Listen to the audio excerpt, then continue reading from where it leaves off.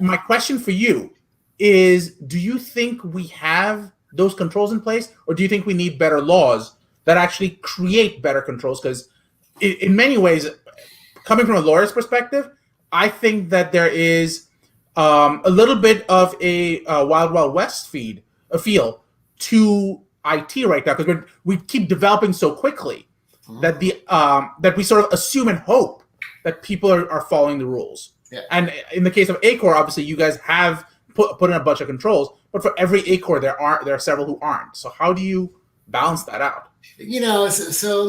I think it's reality that technology is going to be a decade or more ahead of law, right? Right. And regulators. Even in cases, I mean, we're seeing it right now, in the crypto space, right? Where I mean, you're seeing things that you're like, whoa, really? Somebody paid, I don't know, $500,000 for like a GIF on some random network. So I'm not a big fan of over lawyering. I think that can really stifle innovation, and I'm not a big fan at all of these people kind of make claims that, hey, I own some idea. I own the idea of tokenization for anything known to man, because I think that essentially, what was empirically proven is that we're moving at the speed of like open collaboration or open source of innovation, right? That's what's proven. So I think, going retrospect and trying to like lawyer up or patent up and things like this is foolish, but people do it, and again, you and I, we spent, a couple of years, and well, in my case, a couple of painful years, and you a lot more, in the life sciences space, and the mentality, everything is going to be a patent because that's how we work, regardless of the fact that, by the time you come up with a technology patent, it's already, kind of just obsolete. But regardless, that's the mentality, is let's lawyer up, let's patent up, right? So I don't believe in that at all. I think what we've got to do, though, is this. I think we largely need to regenerate regulators, because I think many of the folks, again, FDA is a very good example, and I was at the CDC and other places. Many of the folks who are now tasked to understand what's going on at the technology space, that really is largely impacting everything. Technology is not some kind of, technology is an undercurrent, right? For everything. You mentioned this at the beginning. It's not some kind of a, like here's an industry that's just like very kind of, very insular. Not at all. It's very much an undercurrent. So you need, if you have the same regulators who were in their jobs in the 70s, which unfortunately is the case in many cases, particularly in life science, and this, right? This as well as I do. That's a real problem. That really is, because what was going on in the 70s is not what's going on in 2021.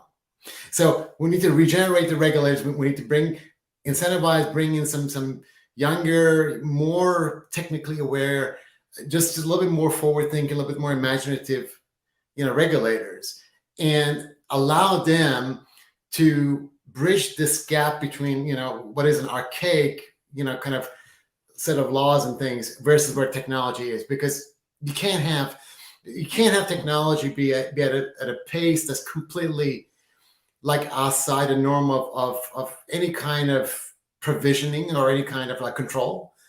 That's not a good option. But you also can't have rules and regulations from 30 years ago, right? I mean, look, good example is like people talk about this. I know you and I have spoken about this at some point.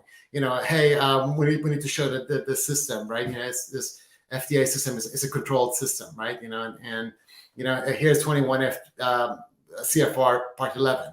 Let's be compliant to 21 CFR Part 11. Well, much of that was written before you had mobile technology. I mean, so you're telling me I'm building an app that's going to be on a phone for which there is no provisions on the rules and regulations. That doesn't really make sense, right? So that, to me, if you're thinking practically, I think that's what needs to happen. Now, the good news is, you look at, say, the Wyoming, right?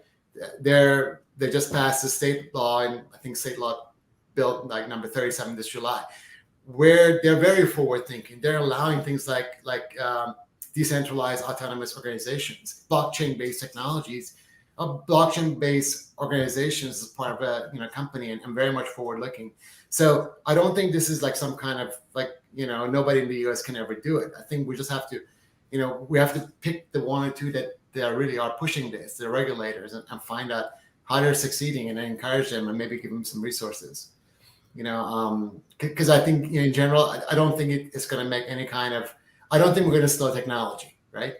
What we want to do though is we want to avoid more bad bloods. We want to avoid more of the Theranoses, because those things are also happening.